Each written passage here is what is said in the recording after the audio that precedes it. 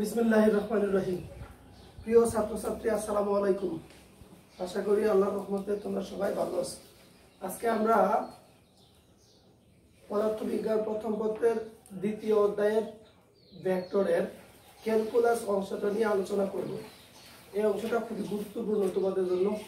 Calculus মূলত হচ্ছে ম্যাথমেটিক্সের একটা পার্ট, কিন্তু আমাদের ফিজিক্স পড়তে গেলে ক্যালকুলাস যতটুকু লাগে ততটুকু নিয়ে আমি একটু আলোচনা করব। আজকে মনোযোগ দিলে অবশ্যই বুঝতে পারবো, মোটামুটি 100% না বুঝতে পারলেও মোটামুটি একটা ধারণা পাবো।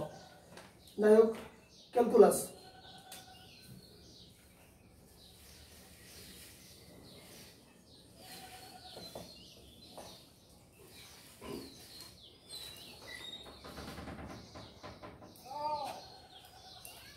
ক্যালকুলাসকে দুই ভাগে ভাগ করা হয়। এক নাম্বার হচ্ছে ডিফারেন্সিয়াল ক্যালকুলাস,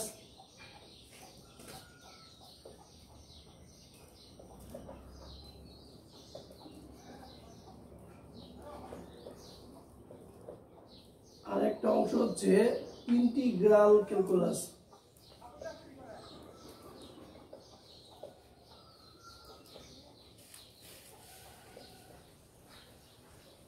ক্যালকুলাসকে আমি এখানে বলেছি দুই ভাগে ভাগ করা হয়। একটা হচ্ছে ডিফারেন্সিয়াল ক্যালকুলাস আর একটা হচ্ছে ইন্টিগ্রাল ক্যালকুলাস। ডিফারেন্সিয়াল ক্যালকুলাসটা কি আর ইন্টিগ্রাল ক্যালকুলাসটা কি বা ক্যালকুলাসটাই কি সেটাই এখন একটু আলোচনা করে নেই, তারপরে আমরা সামনের দিকে এগিয়ে যাবো। তোমরা ক্লাস 1 থেকে শুরু করে 4 বা 5 পর্যন্ত অঙ্ক করেছো এরকম 1 কেজি আলুর দাম 10 টাকা আর 1 কেজি ডালের দাম 50 টাকা। 2 কেজি আলু আর 1 কেজি ডাল কিনতে কয় টাকা লাগবে?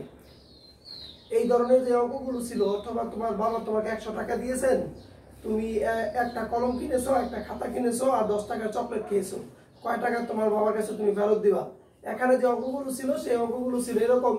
এটাকে বলা হয় পাটিগণিত। কি বলা হয়? পাটিগণিত। যখন তুমি ক্লাস 6-এ উঠলা, উঠার পরে এরকম অঙ্ক করেছো 3x + 2x equal to 3x + 2y equal to 6, আবার 5x + 3y equal to 12। এই ধরনের যে অঙ্কগুলো করেছিলাম, সেই জায়গায় x আর y এগুলোর মান টান বের করেছিলাম বিভিন্ন ধরনের অঙ্কের। এইগুলোকে বলা হচ্ছে বীজগণিত। এগুলোকে কি বলা হয়? বীজগণিত। তাহলে প্রথমে ছিল অঙ্কের মধ্যে শুধুমাত্র পাটিগণিত, তারপরে চলে আসলো অঙ্কের মধ্যে বীজগণিত। প্রশ্নটা হলো, কেন পাটিগণিতের পরে বীজগণিত আসলো? সেটার কারণটা কি? সেটার কারণটা হচ্ছে, যদি তোমাকে বলা হয় 1 কেজি আলুর দাম 10 টাকা, তাহলে আমি ধরে নিলাম এই x এর মান হলো 10, আর 1 কেজি ডালের দাম 50 টাকা, তাহলে ধরে নিলাম y এর মান হলো 50। তাহলে 1 কেজি আলু 10 টাকা, তাহলে 3 কেজি আলু কিনতে কয় টাকা লাগবে? 30 টাকা। 1 কেজি ডালের দাম 50 টাকা, 2 কেজি ডাল কিনতে কয় টাকা লাগবে? 100 টাকা। মানে 100 আর 30 সমান একসাথে হয়ে যাবে কত? 130। এটা একবারে এইভাবে প্রকাশ করা যায়। অর্থাৎ আগে আমরা যেইগুলো লেখে লেখে করতাম, 1 কেজি আলুর দাম 10 টাকা, তারপরে নিচে লিখতাম সুতরাং 3 কেজি আলুর দাম কয় টাকা, তারপরে আবার লিখতাম 1 কেজি ডালের দাম 50 টাকা, 2 কেজি ডালের দাম কয় টাকা, তারপরে আবার দুইটা যোগ করতাম। এই এত বড় অঙ্কটাকে বীজগণিত কি করলো? এত ছোট করে দিয়ে দিল।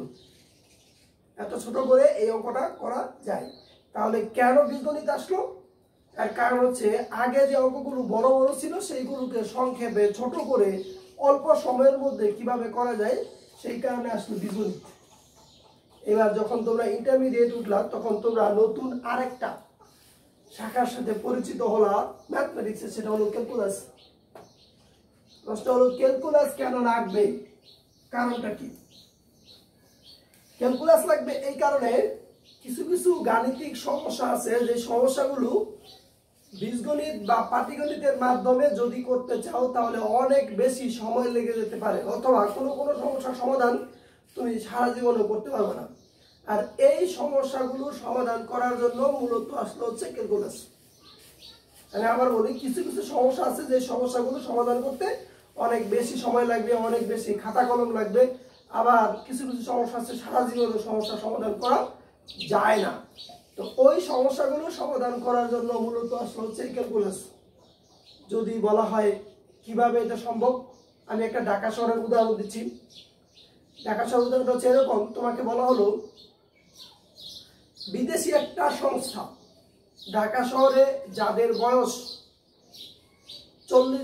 70 বছরের উপরে, কয় বছরের উপরে? 70 বছরের উপরে, তাদেরকে প্রত্যেককে 10,000 করে টাকা দিবে। প্রত্যেককে 10,000 করে টাকা দিবে। তো ঢাকা শহরে যতগুলো লোক বসবাস করে, এখান থেকে আমাকে এখন খুঁজে বের করতে হবে যে 70 বছরের উপরে কয়জন লোক আছে। 70 বছরের উপরে যতজন লোক আছে তাদের নাম, ঠিকানা, বাবার নাম বিভিন্ন কিছু লিখে জমা দেওয়ার পরে 10,000 করে টাকা পাবে। তো এইটা যদি একজন লোককে দায়িত্ব দেওয়া হয় যে আপনি এটা খুঁজে বের করবেন, সম্পূর্ণ ঢাকা শহরের লোকের ভিতর থেকে এই 70 বছরের উপরে কয়জন লোক আছে সেটা খুঁজে বের করা একজন লোকের পক্ষে হয়তো সারা জীবনে সম্ভব হবে না।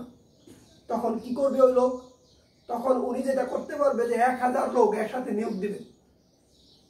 1000 লোক একসাথে নিয়োগ দিবে যে আপনারা এই এরিয়ার কয়জন লোক আছে 70 বছরের উপরে সেটা খুঁজে বের করবেন। তো 1000 লোক নিয়োগ দেওয়ার পরে সেই 1000 লোকের একজন লোক, মনে করো আজিমপুর এরিয়ায় ঢুকলো। আজিমপুর এরিয়ায় ঢোকার পরে বাসার মধ্যে গিয়ে একটা বাসায় গিয়ে নক করলো।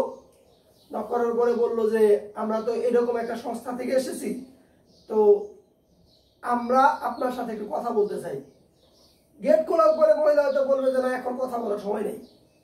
কিন্তু যখন তুমি বলবা এরকম যে আপনার বাসায় যদি 70 বছরের উপরে কোনো লোক থাকে তাহলে তাকে টাকা দেওয়া হবে 10,000, তখন হয়তো মহিলা বা পুরুষ যাই হোক একটু আগ্রহ দেখাবে। আর তখন বলবে যে আমার বাসায় 70 বছরের উপরে লোক আছে 5 জন, কারণ প্রত্যেকে 10,000 করে টাকা পাবে। তো 5 জন লোক আছে, ঠিক আছে, এবার আপনি আমাকে ওদের কাগজপত্র দেখান বা জন্ম সনদ দেখান অথবা ন্যাশনাল আইডি কার্ড দেখান, ওদের বয়স আসলে 70 বছর হয়েছে কিনা এটা তো আমাদের যাচাই করতে হবে। তো ওইভাবে যাচাই বাছাই করে দেখা গেল ওই বাসায় একজন 70 বছরের উপরে লোক পাওয়া গেল, কিন্তু বলা হয়েছিল কয়জন? 5 জন। তাহলে এই দুর্নীতির হাত থেকে বাঁচার জন্য প্রথমে এইভাবে বাছাই করতে হবে।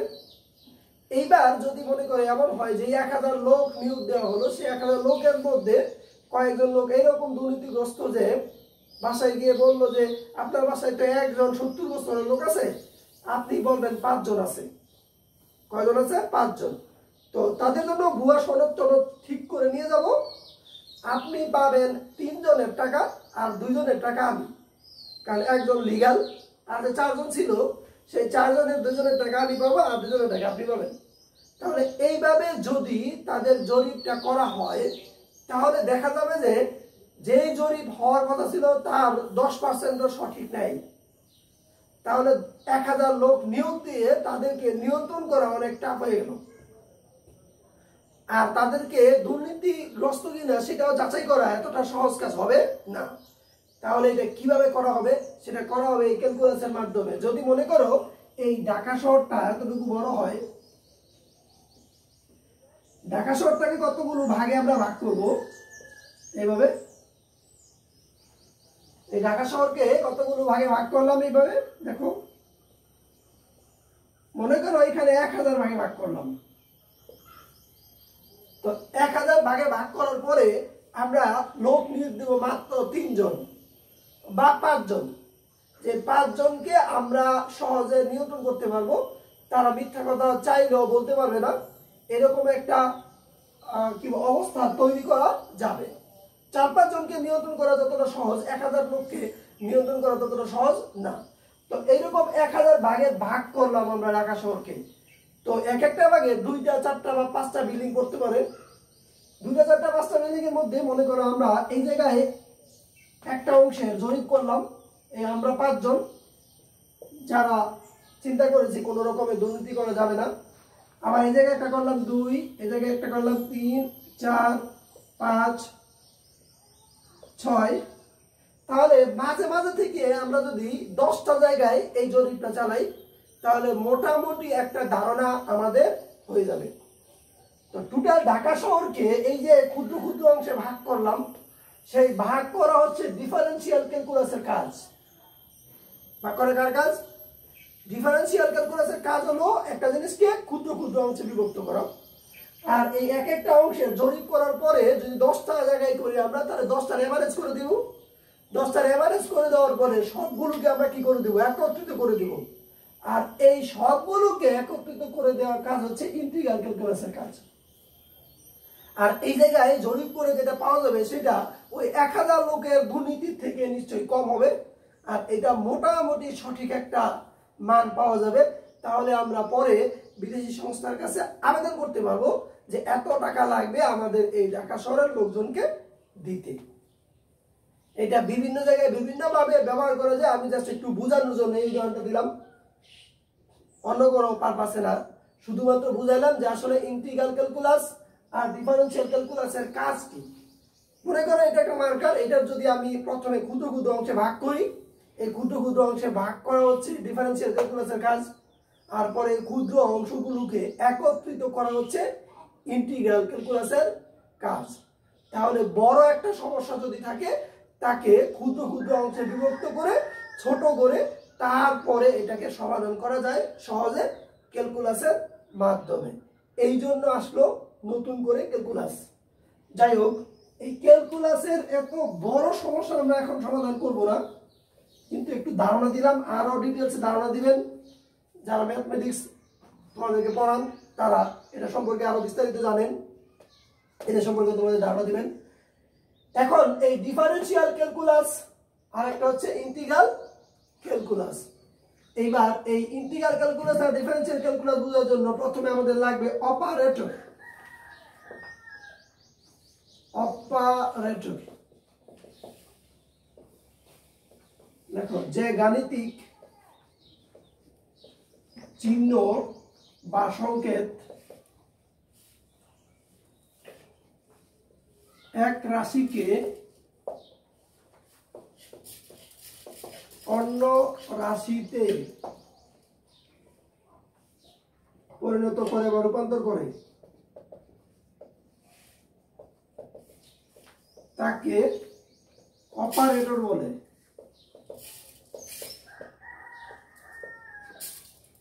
যে গাণিতিক চিহ্ন বা সংকেত এক রাশিকে অন্য রাশিতে পরিণত করে বা রূপান্তর করে তাকে অপারেটর বলে। যেমন plus minus cross divided by root square d x, integration of d x ইত্যাদি।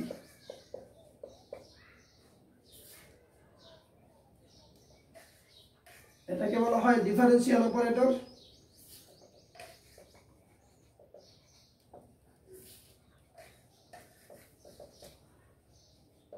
এটাকে বলা হয় ইন্টিগ্রাল অপারেটর।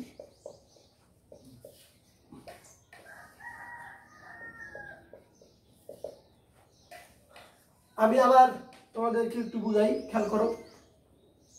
যে গাণিতিক চিহ্ন বা সংকেত এক রাশিকে অন্য রাশিতে পরিণত করে তাকে অপারেটর বলে। তো অপারেটর মানে কি? যে অপারেট করে তাকে বলে অপারেটর। বিভিন্ন ধরনের অপারেটর আছে, কম্পিউটার অপারেটর আছে, লিফটের অপারেটর আছে, বিভিন্ন ধরনের অপারেটর আছে। যে অপারেট করে তাকে বলা হয় অপারেটর। তো এইখানে গণিতের মধ্যে আমরা লিখলাম যে গাণিতিক চিহ্ন বা সংকেত এক রাশিকে অন্য রাশিতে রূপান্তর করে তাকে বলা হয় অপারেটর। তো এই জায়গায় plus minus cross divided by root square, এইগুলো কি কাজ করে সেটা আমরা জানি, কিন্তু এইগুলো যে এক একটা অপারেটর সেগুলো আমরা জানি কিনা। এগুলো প্রত্যেকটা এক একটা অপারেটর। কিভাবে অপারেট করে? যদি এরকম হয় 3x plus 2x equal to হবে 5x, এই যে দেখো মাঝে প্লাস, এই দুটাকে কি অপারেট করে আবার একটা নতুন রাশি তৈরি করে দিয়েছে। তাহলে 3x plus 2x equal to 5x। এই অপারেটর যদি আমি একটু চেঞ্জ করে দেই, মাইনাস 2x দেই, তাহলে এটা হয়ে যাবে শুধু x। এক একজন এক এক ভাবে অপারেট করে। এখানে প্লাস ছিল, অপারেট করে হয়ে গেল 5x। এখানে মাইনাস দিয়ে দিলাম, হয়ে গেল শুধু x। যদি আমি এখানে ক্রস দেই তাহলে হবে 6x স্কয়ার।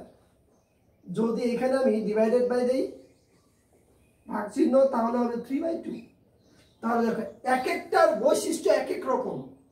আমরা plus minus cross divided by root square. এই অপারেটরগুলোর সাথে পরিচিত আগে থেকেই, শুধুমাত্র এই দুইটা অপারেটরের সাথে আমরা পরিচিত নই, এই দুইটা অপারেটরের নাম শিখি আগে। এটাকে বলা হয় ডিফারেন্সিয়াল অপারেটর, মানে ডিফারেন্সিয়েশনের থেকে ডিফারেন্সিয়াল অপারেটর। আর এটাকে বলা হয় ইন্টিগ্রাল অপারেটর, ইন্টিগ্রাল অপারেটর। তাহলে দুইটা অপারেটরের নাম শিখলাম। আর এইটার উচ্চারণ কিভাবে করব? স্বাভাবিকভাবে মনে হয় ডি বাই ডিএক্স এটার উচ্চারণ হবে, এটার উচ্চারণ হবে এমন ডি ডিএক্স, ডি ডিএক্স। এটার উচ্চারণ কি হবে? D d x. D by d x উচ্চারণটা ভুল, কিন্তু তারপরেও আমরা যারা টিচার বা যারা পড়াই তারা অনেক সময় এটার উচ্চারণ করি ডি বাই ডিএক্স, আমি নিজেও করি ডি বাই ডিএক্স। এই উচ্চারণটা সঠিক না, এটার উচ্চারণ হবে ডি ডিএক্স, ডি ডিএক্স বা ডিডিএক্স। উচ্চারণ কি হবে? ডিডিএক্স। ওকে, এবার এইটার উচ্চারণ কি হবে? Integration of d x, integration of d x. যদি এমন হয় মনে করো integration of x to the power n d x, হতে পারে integration of x to the power n d x. এটার উচ্চারণ ইন্টিগ্রেশন অফ ডিএক্স। তাহলে এটা হচ্ছে ডিডিএক্স, এটা হচ্ছে ইন্টিগ্রেশন অফ ডিএক্স। তাহলে দুইটার উচ্চারণ শিখলাম। এইবার তোমরা নিচে লিখবা অপারেটর দুই প্রকার। অপারেটর দুই প্রকার। এক নাম্বার হচ্ছে স্কেলার অপারেটর, অপারেটর, আর দুই নাম্বার হচ্ছে ভেক্টর অপারেটর। আমি এখানে বলেছি অপারেটর কয় প্রকার? দুই প্রকার। এক নাম্বার হচ্ছে স্কেলার অপারেটর, দুই নাম্বার হচ্ছে ভেক্টর অপারেটর। এবার তোমরা আমাকে বলবা এই জায়গায় যে অপারেটর গুলো আমি লিখলাম কোনটা কোনটা স্কেলার আর কোনটা কোনটা ভেক্টর, দেখে বুঝে যাওয়া তোমরা যে আসলে এটা কোনটা স্কেলার কোনটা ভেক্টর। আমি যেটা দেখতেছি সেটা হলো এখানে কোনো ভেক্টর অপারেটর নাই। এখানে যতগুলো অপারেটর আছে সবগুলোই হচ্ছে স্কেলার, কারণ এখানে কোনো ভেক্টর চিহ্ন নাই। ভেক্টর চিহ্ন যেহেতু নাই তাহলে এখানে কোনো ভেক্টর অপারেটরও নাই। তাহলে ভেক্টর অপারেটর কোনটা সেটা আমাদের একটু জানা লাগবে। এর আগে একটু ডিফারেন্সিয়েশনকে দুই ভাগে ভাগ করা হয়।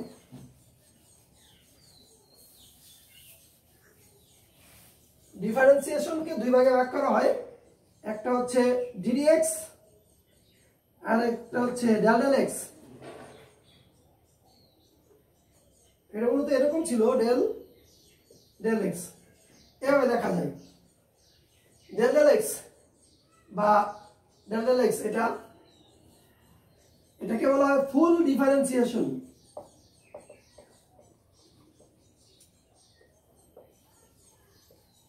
আর এটাকে বলা হয় পার্শিয়াল ডিফারেন্সিয়েশন। তাহলে এটা হচ্ছে ফুল মানে সম্পূর্ণ ডিফারেন্সিয়েট করে, আর এটা হলো পার্শিয়ালিটি করে, অর্থাৎ আংশিক করে। পার্শিয়ালিটি মানে কি সেটা আমি একটু পরে দেখাবো। এটা পার্শিয়ালিটি করে মনে রাখবা, এটা হচ্ছে পার্শিয়াল মানে আংশিক, আর এটা হচ্ছে ফুল বা সম্পূর্ণ। ডিডিএক্স এরকম যদি থাকে ডিডিএক্স, আর ডেল ডেল যদি থাকে del del, d d x d d y d d z হতে পারে, আর এটা হতে পারে del del x del del y del del z. তাহলে এটাকে বলা হয় ফুল ডিফারেন্সিয়েশন, আর এটাকে বলা হয় পার্শিয়াল ডিফারেন্সিয়েশন। পার্শিয়ালিটি কিভাবে করে আমি একটু পরে তোমাদের দেখাচ্ছি, দেখাইলেই তোমরা বুঝতে পারবা।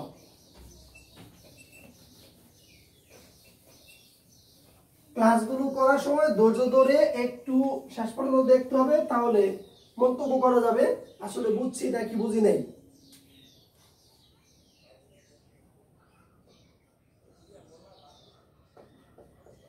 Del del x i del del y j del del z k. এখানে এটা হচ্ছে উল্টা ডেল, উল্টাই দিলাম ডেল মূলত এটাকে উল্টাই দিলাম, উল্টা ডেল ইকুয়াল টু হচ্ছে del del x i del del y j del del z k. এইটাকে বলা হয় ভেক্টর ডিফারেন্সিয়াল অপারেটর। এটা কি বলা হয়? Vector differential operator.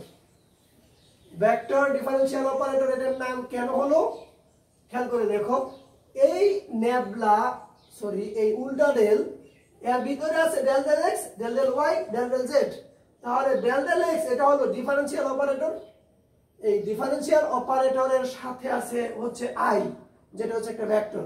তাহলে দুইটা মিলে কি হয়ে গেল ভেক্টর ডিফারেন্সিয়াল অপারেটর। আর এই ভেক্টর ডিফারেন্সিয়াল অপারেটরের ভিতরে তিনটা জিনিস থাকবে, অর্থাৎ তিনটা অংশ থাকবে, একটা হচ্ছে ডেল ডেল এক্স, আরেকটা হচ্ছে ডেল ডেল ওয়াই, আরেকটা হচ্ছে ডেল ডেল জেড। আর এইটার উচ্চারণ হচ্ছে নেবলা, এটার উচ্চারণ হচ্ছে নেবলা, এই সংকেত তার নাম আর কি নেবলা। তো এইটা কি বোঝায় ভেক্টর ডিফারেন্সিয়াল অপারেটর। আমি এরপরে যখনই ভেক্টর ডিফারেন্সিয়াল অপারেটর বলবো তখনই তোমরা ধরে নিবা এটা হচ্ছে নেবলা। আর নেবলা মানেই তার ভিতরে কয়টা জিনিস থাকবে, তিনটা। আরেকবার বলি, আমি যখনই ভেক্টর ডিফারেন্সিয়াল অপারেটর বলবো তোমার মাথায় আসতে হবে এটা হচ্ছে নেবলা। এটা কি নেবলা। এই নেবলা এর ভিতরে আবার থাকবে তিনটা অংশ, del del x, del del y, del del z. Del del x এর সাথে থাকবে আই, ডেল ডেল ওয়াই এর সাথে থাকবে জে, ডেল ডেল জেড এর সাথে থাকবে কে। এটা আর কখনো হারাবে না, এটা সবসময়ই থাকবে। এইবার আমি সামনের দিকে আগাই।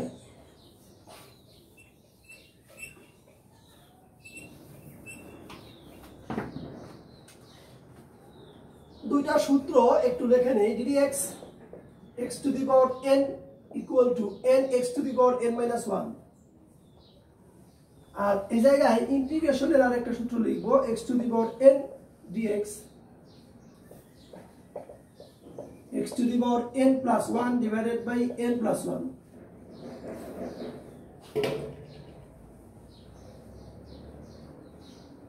সবাই খেয়াল করবা, এখানে ddx x to the power n যদি কোনো জায়গায় থাকে তাহলে তোমার এটা রেজাল্ট হবে n x to the power n minus 1। এটাকে বলা এইভাবে, x to the power n কে যদি x এর সাপেক্ষে অপারেট করা হয়, ডিফারেন্সিয়াল অপারেশন যদি করা হয়, তাহলে রেজাল্ট আছে x n to the power n minus 1।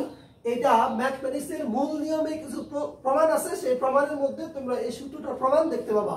আমি এখন ওই প্রমাণের দিকে যাচ্ছি না, কারণ আমার যতটুকু দরকার আমি ততটুকু করিয়ে দিব। এই জায়গায় যদি আমি একটা উদাহরণ দেই, x to the power 5 বলো কত হবে? এই 5টা আগে চলে আসবে, যেমন n টা আগে চলে আসছিল। আর এই জায়গায় হবে x to the power 5 minus 1, তার মানে 5x to the power 4, 5x to the power 4। এইবার যদি এমন হয় ddx x to the power 3/2, তাহলে তোমরা সবাই বুঝতে পারতেছো এই 3/2টা হচ্ছে n 3/2 x to the power 3/2 minus 1, মানে n x to the power n minus 1। এখানে যেটা হবে 3/2 x to the power half, যা হবার হবে। আমরা শুধু এই নিয়মটা অনুসরণ করব। তাহলে এই জায়গায় দেখি x to the power 5 যদি এই জায়গায় হয় তাহলে কি হবে? এখানে হবে x to the power 5 plus 1 divided by 5 plus 1। শুধু n এর জায়গায় আমরা 5 বসিয়ে দিয়েছি, আর সব ঠিক আছে। তাহলে এই জায়গায় যেটা হবে x to the power 6 divided by 6। একইভাবে x to the power 3/2 যদি আমি দেই তাহলে হবে x to the power 3/2 plus 1 divided by 3/2 plus 1। এই জায়গায় কি দাঁড়াবে? x to the power 5/2 divided by 5/2। যা হবার হবে, শুধু n এর জায়গায় যা থাকবে ওই অনুসারে মানগুলো বসিয়ে দিব।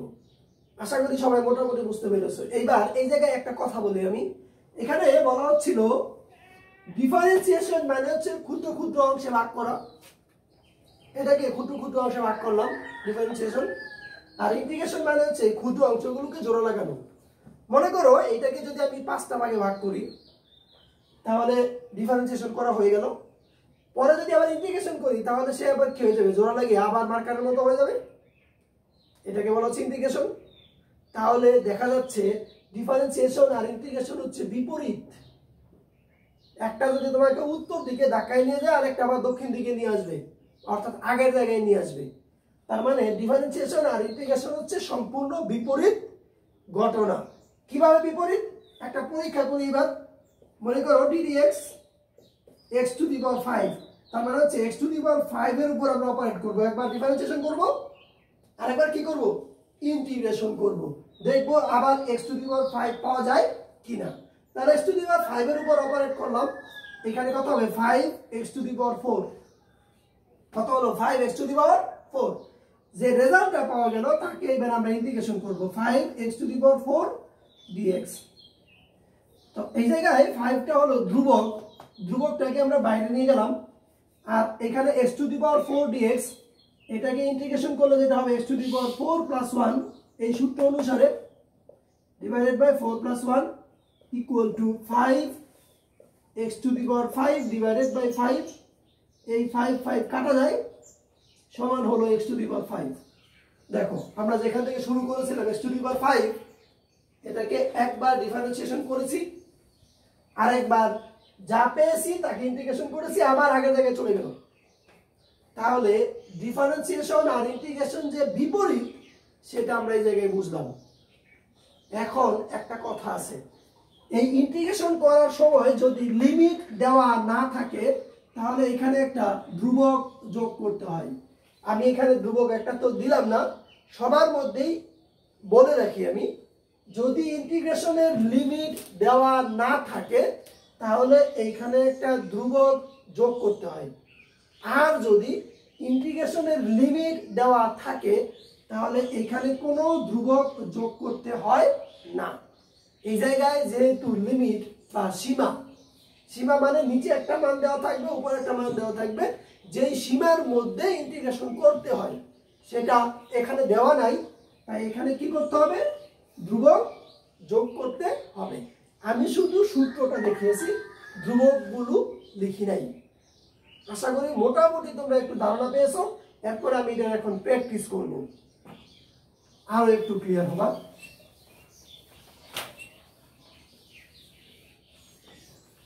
সামনাসামনি থাকলে হয়তো তোমাদের চেহারার দিকে তাকিয়ে বুঝতে পারতাম কতটা বুঝতে পেরেছো।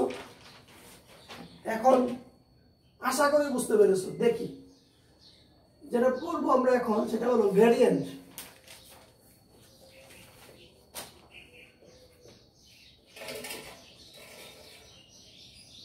গ্রেডিয়েন্ট মানে হচ্ছে নেবলা ফাই, ভেক্টর ডিফারেন্সিয়াল অপারেটরের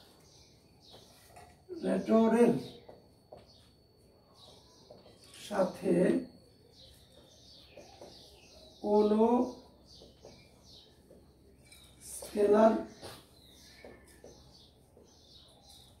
রাশির গুণফলকে ওই স্কেলার রাশির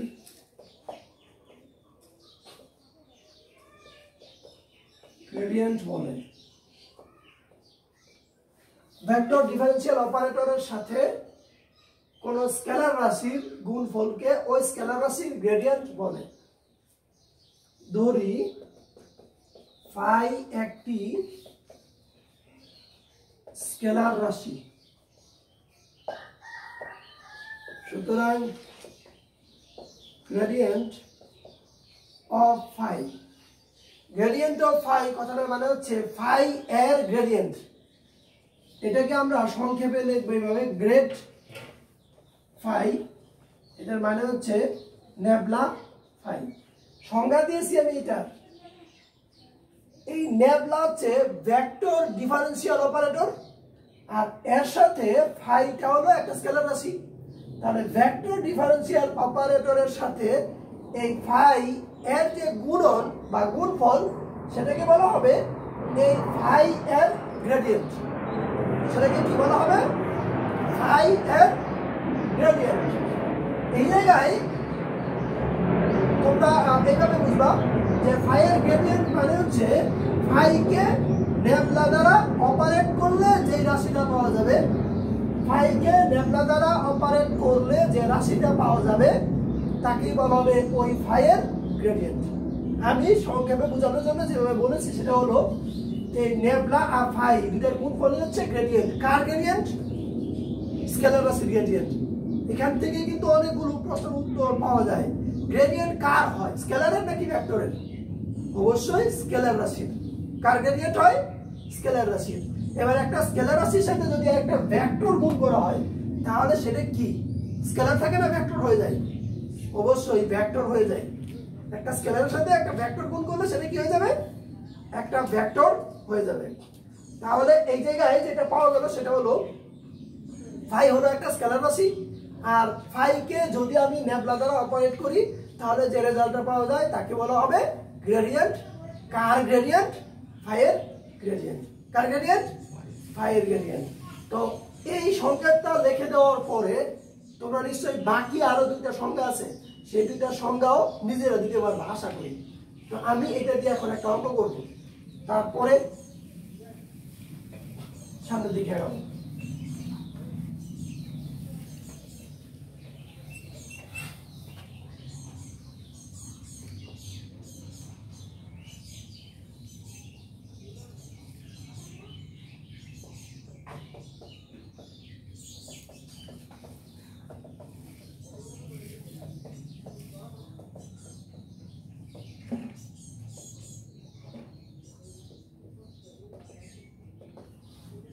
ওয়ান টু ওয়ান বিন্দুতে phi equal to x square y z cube এর গ্রেডিয়েন্ট বের করো।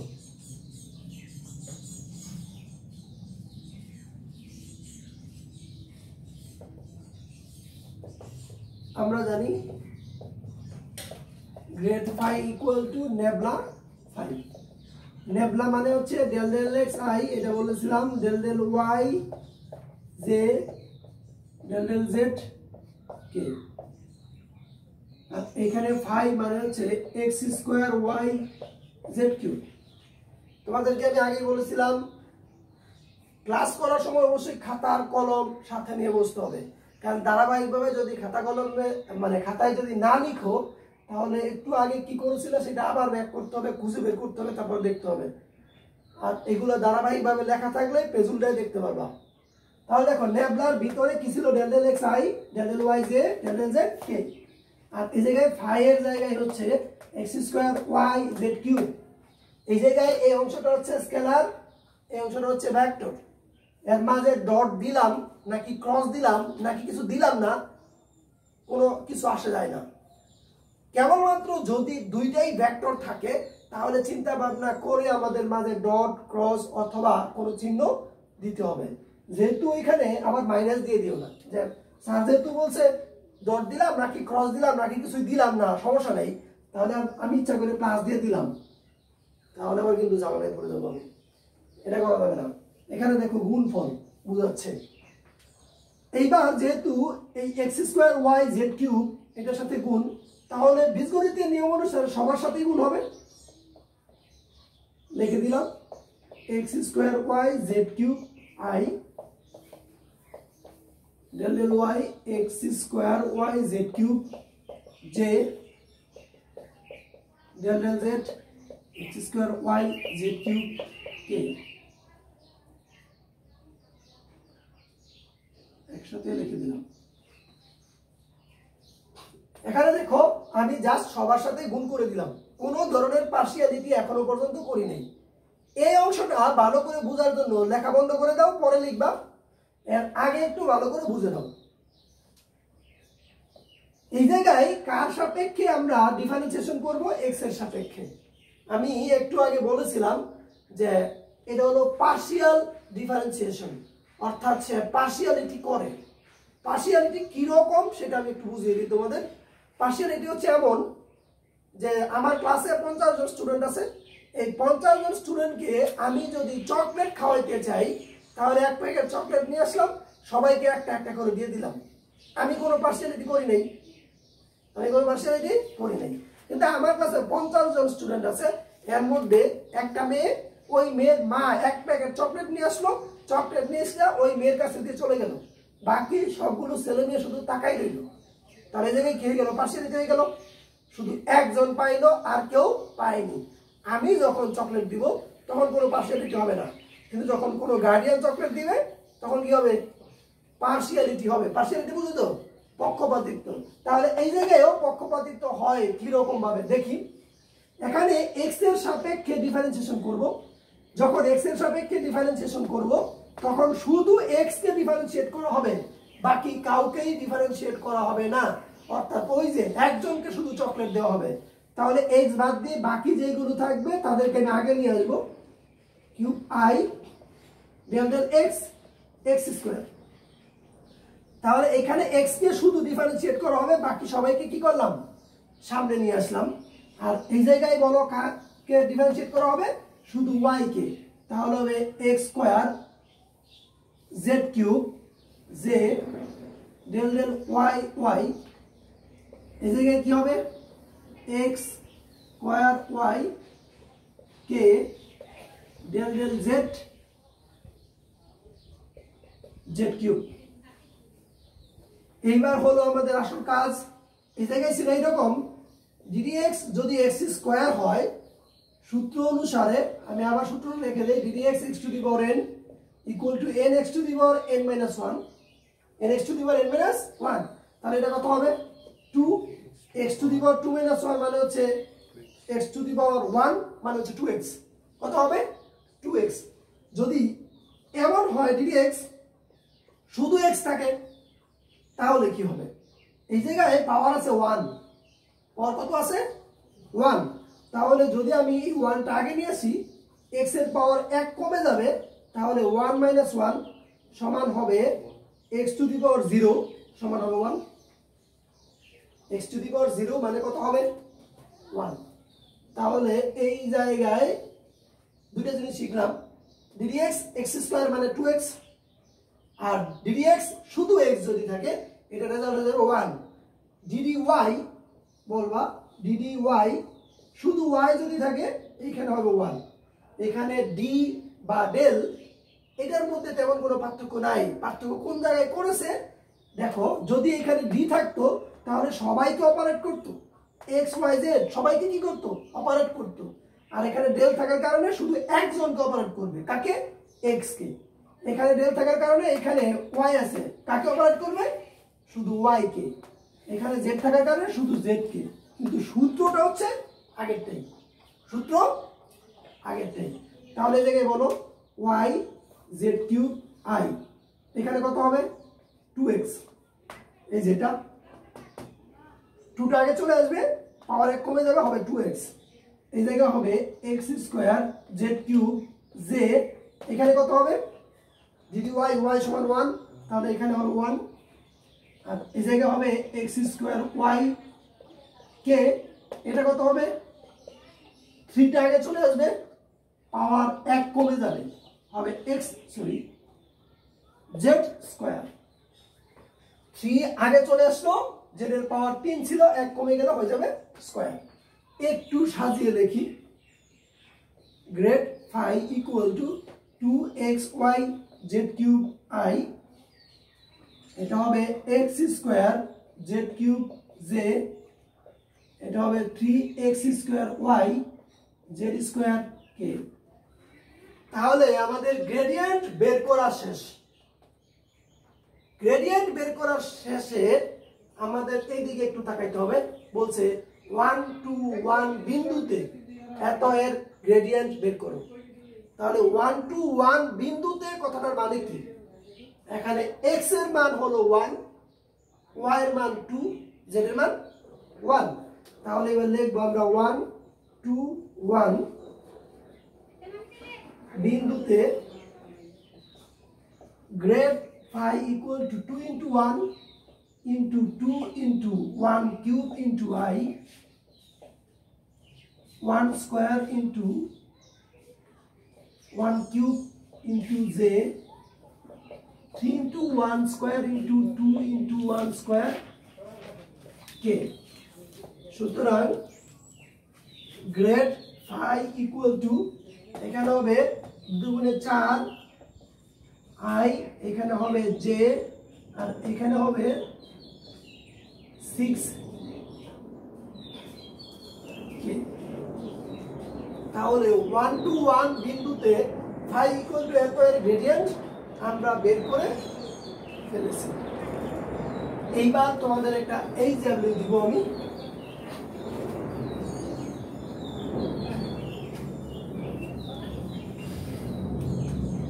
এইচডব্লিউটা হলো 1 মাইনাস 1 বিন্দুতে x cube y square z to the power 4 এর গ্রেডিয়েন্ট বের করবা। এইটা হলো তোমাদের এইচডব্লিউ। আশা করি সবাই পারবা।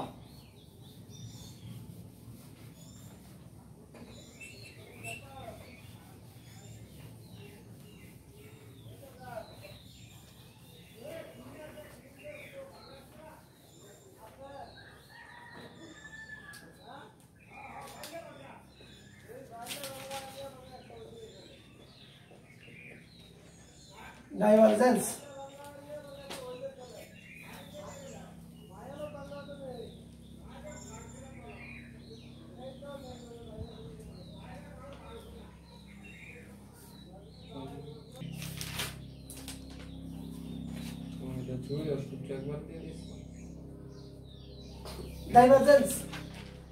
ডাইভারজেন্সের মধ্যে থাকবে নেবলা ডট এ। সংজ্ঞাটা তোমরা সহজে বুঝতে পারতেছো, কি লিখবো? ভেক্টর ডিফারেন্সিয়াল অপারেটরের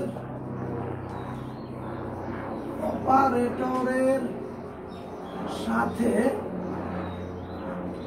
অন্য কোনো ভেক্টর রাশির স্কেলার গুণফল বা ডট গুণফলকে ওই ভেক্টরের ডাইভারজেন্স বলে। সহজ সংজ্ঞা, ডাইভারজেন্স ভেক্টর ডিফারেন্সিয়াল অপারেটরের সাথে অর্থাৎ নেবলা এর সাথে অন্য কোনো ভেক্টর রাশির, যেহেতু নেবলাটাও ভেক্টর আরেকটাও ভেক্টর, তাহলে মাঝে কি ডট দিব নাকি ক্রস দিব সেটা মনে রাখার বিষয়। তাহলে এই জায়গায় কি দিতে হবে? ডট। ডট মানে হচ্ছে স্কেলার গুণন, ডট গুণন বা স্কেলার গুণন একই কথা। যদি ডট গুণন করি তাহলে যেটা বের হবে সেটাকে বলা হবে ডাইভারজেন্স। কার ডাইভারজেন্স? এই ভেক্টরের ডাইভারজেন্স, এই ভেক্টরের ডাইভারজেন্স। তাহলে আমি লিখি, ধরি এ একটি ভেক্টর। যদি এ একটি ভেক্টর হয় তাহলে লিখব divergence of A equal to, সংক্ষেপে লিখব ডাইভ এ। ডাইভারজেন্স অফ এ মানে এ এর ডাইভারজেন্স, সংক্ষেপে কি লিখলাম? ডাইভ এ। এটা সমান হলো নেবলা ডট এ।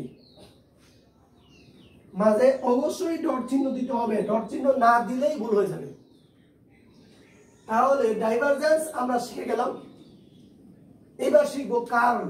দুইটা একসাথে ক্লিয়ার করতেছি আমি। এবার হচ্ছে কার্ল। কার্লের ক্ষেত্রে এই জায়গায় হবে তোমার ক্রস গুণন। তাহলে আগের মতোই ভেক্টর ডিফারেন্সিয়াল অপারেটরের সাথে অন্য কোনো ভেক্টর রাশি, এই জায়গায় শুধু আমি দিব cross.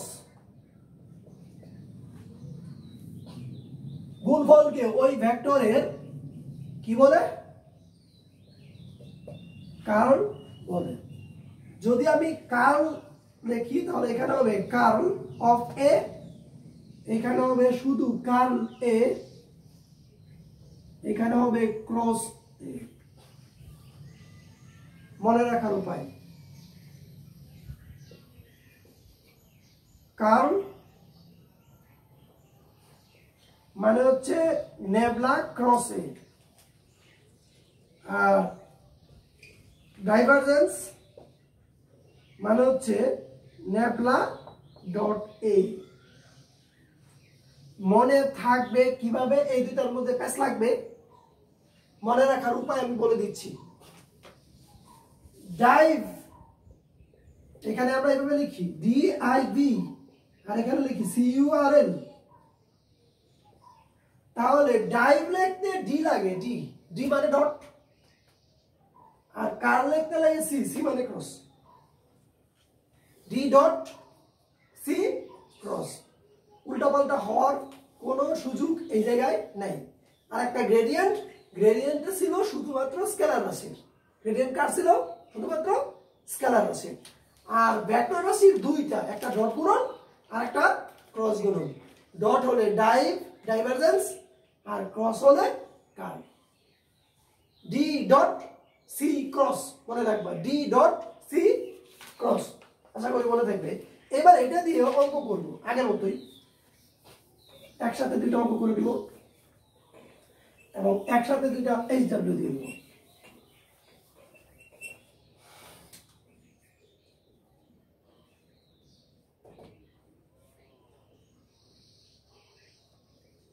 x square y i y square z z z square x k।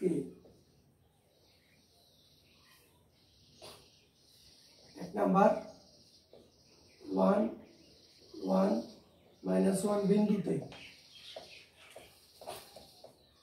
a এর ডাইভারজেন্স বের করো। 2 নাম্বার 1 1 1 বিন্দুতে a এর কার্ল বের করো।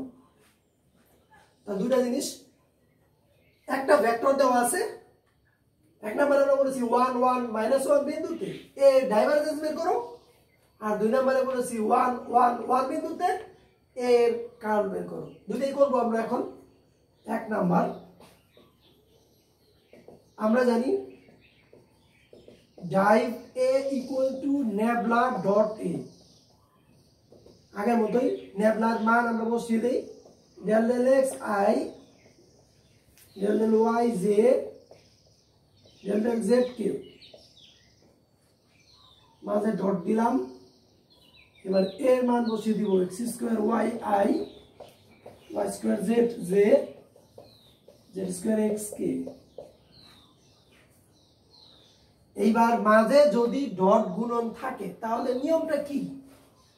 নিয়মটা ছিল এরকম, x এখানে হবে bx, তার মানে x আর bx সরাসরি গুণ, i থাকে না, থাকে। তাহলে x bx লিখে দিব del del x x square y, পরে ay by del del y y square z del del z z square x। স্টুডেন্টরা আমাকে প্রশ্ন করে i j কে গেল কই? i j কে এই জায়গায় চলে গেল। a ডট b এটা প্রমাণ করেছিলাম, ax bx plus ay by plus az bz, মনে আছে তোমাদের? এখানে a আর b এর মধ্যেও কিন্তু axi ছিল, ayj ছিল, azk ছিল। প্রমাণ করার পরে শুধু রয়ে গেল ax bx plus ay by plus az bz। এই জায়গায় এটা হলো ax, এটা হলো ay, এটা হলো az, এই অংশটা bx by bz। গুণ করলে এটা চলে আসবে এই সূত্র অনুসারে।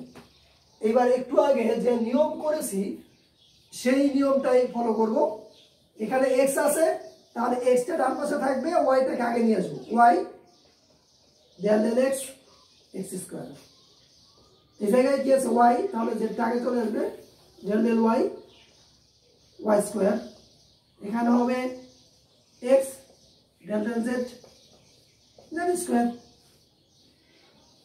নিয়ম অনুসারে y x স্কয়ার কি হবে 2x, এটা হবে 2y,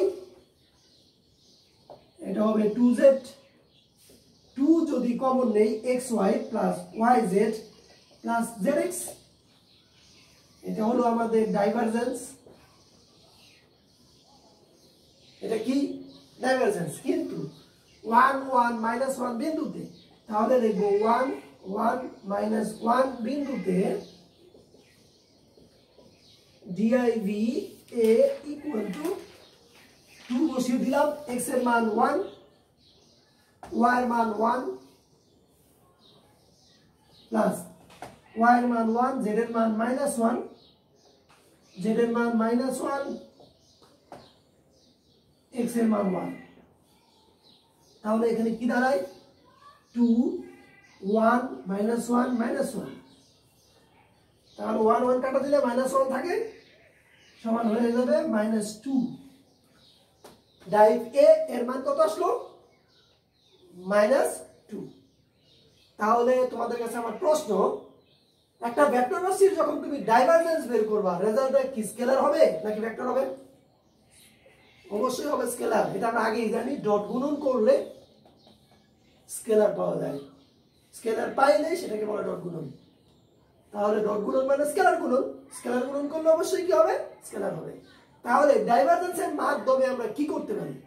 একটা ভেক্টর রাশিকে স্কেলার রাশিতে রূপান্তর করতে পারি, বা ভেক্টর ক্ষেত্রকে স্কেলার ক্ষেত্রে রূপান্তর করতে পারি। আর গ্রেডিয়েন্টের মাধ্যমে কি করেছিলাম? একটা স্কেলার ছিল, তাকে ভেক্টর করে দিয়েছিলাম। একটু আগে দেখলে বুঝবা। 5টা স্কেলার ছিল, রেজাল্টটা বের হয়ে গেল ভেক্টর। তাহলে আমাদের 1 নাম্বার অঙ্কটা শেষ হয়ে গেল। এইবার যাব 2 নাম্বার। এই জায়গায় আমি দিব কারণ তোমরা এভাবে লিখতে পারবে না, তোমাদের হাতে লিখতে হবে। এরপরে আর আমি ঠিক রাখতে পারলাম না। এই জায়গায় ক্রস গুণনের নিয়ম, ক্রস গুণনের নিয়ম কিরকম ছিল?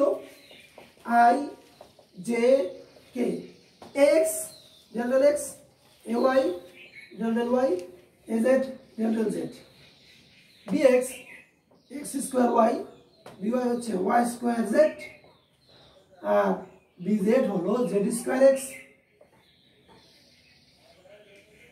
এবার আগের মতোই আমরা কাজ করে যাব।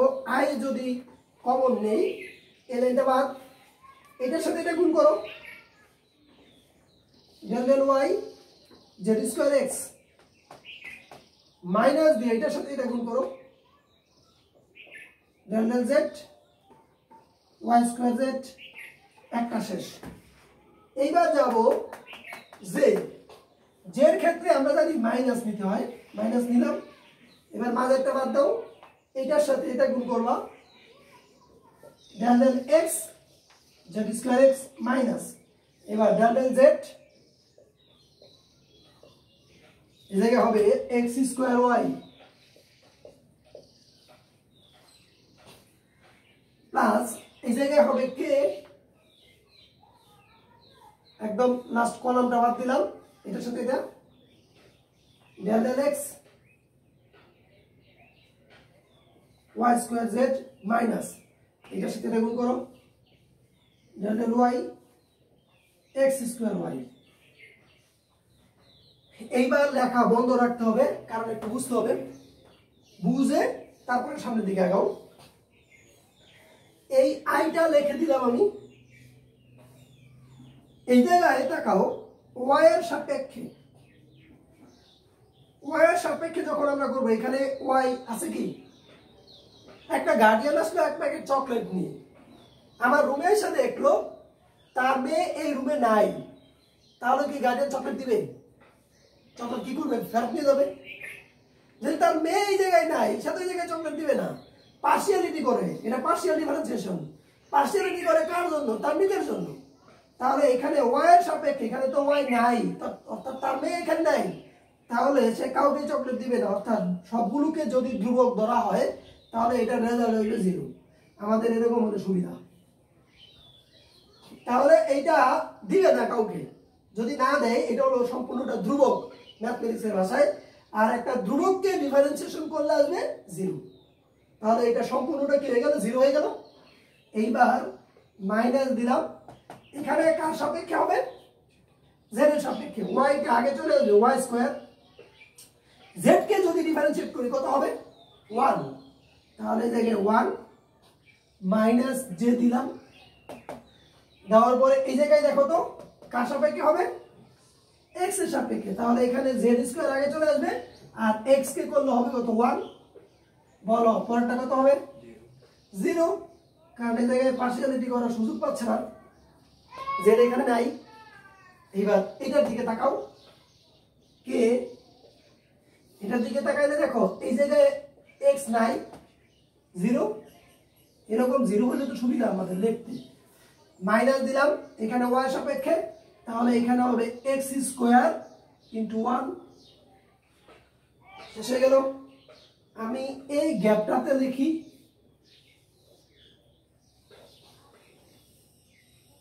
তাহলে এই জায়গায় যেটা হলো কার্ল a ইকুয়াল টু, আমি যদি এটার সাথে গুণ করে দেই মাইনাস ওয়াই স্কোয়ার আই, এটা কত হবে minus z square j minus x square k. এই মাইনাস এটার সাথে গুণ করলে মাইনাস, আবার এটা তো 0, এটা প্লাস এটার সাথে গুণ করলে মাইনাসই হবে, এটাও 0, এই মাইনাস এটার সাথে গুণ করলে মাইনাস হবে, সবগুলোই মাইনাস আসলো। এবার আমাদের কাজ হলো 1 1 1 বিন্দু বসিয়ে দেওয়া। তাহলে আমরা লিখব 1, 1 1 বিন্দুতে curl A equal to minus 1 square into i minus 1 square into z 1 square into k সমান মাইনাস কমন নিলে আই প্লাস জে প্লাস কে।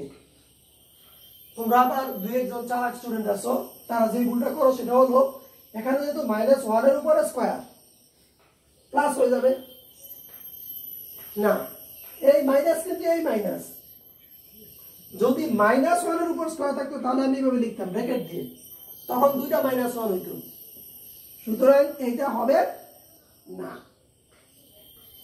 এখানে হচ্ছে y এর মান 1, y এর মান কত 1, আর এই মাইনাস আগে থেকেই মাইনাস আছে, সুতরাং এখানে স্কয়ার দেখলাম আর মাইনাসে মাইনাসে প্লাস হিসাব করলাম, তাহলে কিন্তু ভেজাল লেগে যাবে, এরকম হিসাব করা যাবে না। যদি y এর মান -1 থাকতো তাহলে আমি ব্র্যাকেট দিয়ে লিখতাম, আর তখন দুইটা মাইনাস হইতো, দুইটা মাইনাসের জন্য প্লাস হইতো। এই জিনিসগুলো খেয়াল রাখা লাগবে। অনেকেই সঠিক অঙ্ক করে নাম্বার পায় না, এটা আরেকটা সমস্যা। সব সঠিক করে কিন্তু নাম্বার দেয় না টিচাররা, তখন বলে টিচাররা নাম্বার দেয় না, আমার সাথে পার্সিয়ালিটি করা হয়েছে। আসলে পার্সিয়ালিটি করার কোনো সুযোগ নাই। আশা করি তোমরা অঙ্কটা বুঝতে পেরেছো। এবার একটা এক্সাম্পল দেবো তোমাদের আমি, শুধু একটু চেঞ্জ করলাম, X square Y square, Y square Z square, Z square X square, এখানে দিলাম 1 2 -1, এখানে দিলাম 1 2 1, আর সব একই রইল। আর একটু বাকি আছে, অল্প একটু বাকি আছে, শেষ কথাগুলো বলে দেই। এইখানকার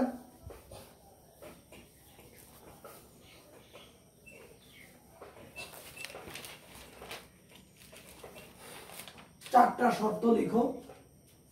নেবলা ডট এ শূন্য হলে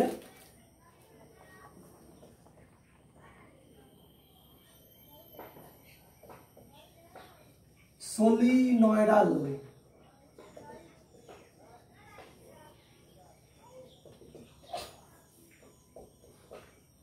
nabla dot A not equal to 0 হলে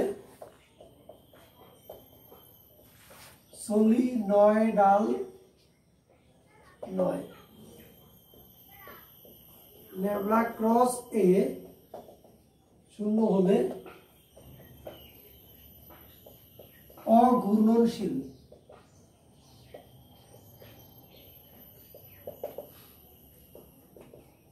nabla cross A not equal to 0 হলে এ একটি ঘূর্ণনশীল